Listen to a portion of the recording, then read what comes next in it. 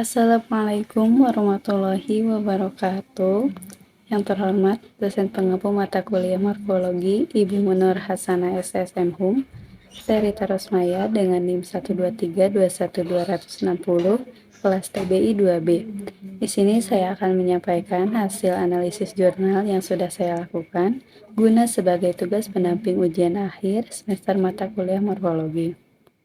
Jurnal yang digunakan berjudul Kajian Kontrastif Morfologis Afiksasi Sufiks pada Nomina Bahasa Indonesia dan Bahasa Inggris ditulis oleh 4 orang, yaitu Repalina Aulia Ramadhani, Ajiarni Anjani, Sandi Aulia, dan Imam Baihaqi. Universitas Negeri Semarang yang dipublikasikan bulan Desember tahun 2023 pada Jurnal Bahasa Taka Universitas Balikpapan. Pada bagian abstrak, jurnal ini membahas analisis kontrastif mengenai pembentukan kelas kata nomina dalam bahasa Indonesia dan bahasa Inggris, dengan fokus pada penggunaan sufiks dalam penyerapan kosakata. Kata kunci dari penelitian ini mencakup kosakata serapan bahasa Inggris, nomina, sufiks, dan pola penyerapan.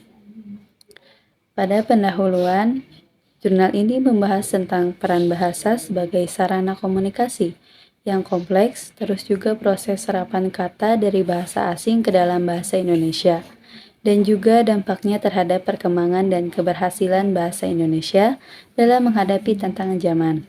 Di jurnal ini juga terdapat 2 teori, yaitu yang pertama, Saussure dan Krida Laksana. Penanda merupakan citra suara yang menjadi representasi dari suatu hal. Penanda merupakan alat seperti afiks yang memiliki berperan dalam mengungkapkan fungsi dari suatu kata.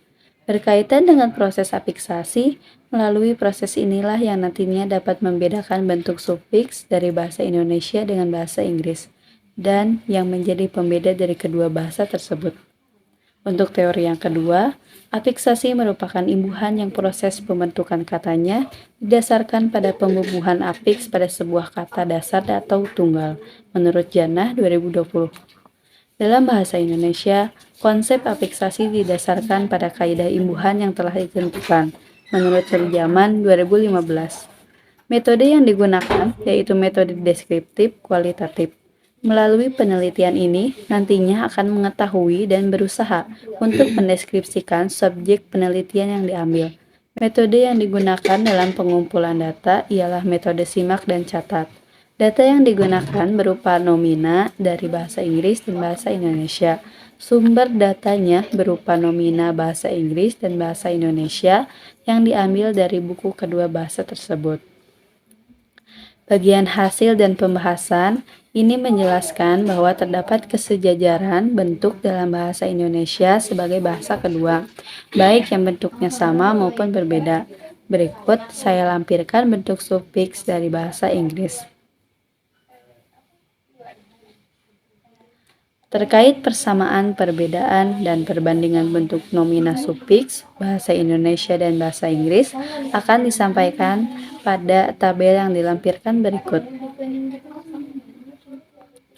Dari ketiga tabel tersebut, terdapat beberapa kemiripan sufiks nomina dalam kosakata bahasa Indonesia dengan bahasa Inggris. Namun, hal tersebut tidak mengubah makna atau arti suatu kosakata. Bagian simpulan yang disajikan dalam jurnal ini membahas tentang ringkasan simpulan hasil akhir penelitian dari jurnal ini. Untuk perbandingan dengan jurnal lain yang sama-sama membahas mengenai sufiks, saya mengambil salah satu jurnal yang berjudul Afiksasi, Prefiks, dan Sufiks dalam kolom Ekonomi Bisnis di Koran Jawa Pos, edisi Kamis 14 November 2019, oleh Miftahul Jannah, Universitas Hasyim Asy'ari, publikasi Maret tahun 2020. Kedua jurnal tersebut berfokus pada analisis afiksasi dalam bahasa Indonesia, meskipun dengan pendekatan yang berbeda. Jurnal 1 lebih menekankan perbandingan antara bahasa Indonesia dan bahasa Inggris dalam pembentukan kelas kata nomina. Penggunaan metode pengumpulan datanya juga berupa metode simak dan data dari kamus digital.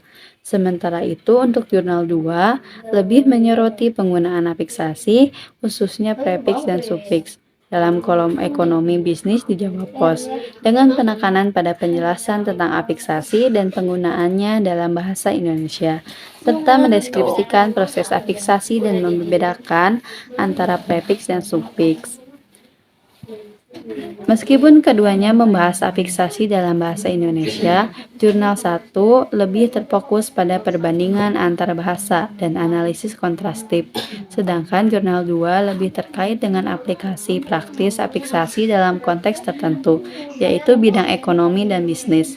Adapun saran untuk jurnal ini mungkin mencakup lebih banyak analisis tentang penggunaan afiksasi dalam kosakata kedua bahasa, serta mungkin mempertimbangkan perbandingan dengan bahasa-bahasa lain untuk mendapatkan pemahaman yang lebih luas.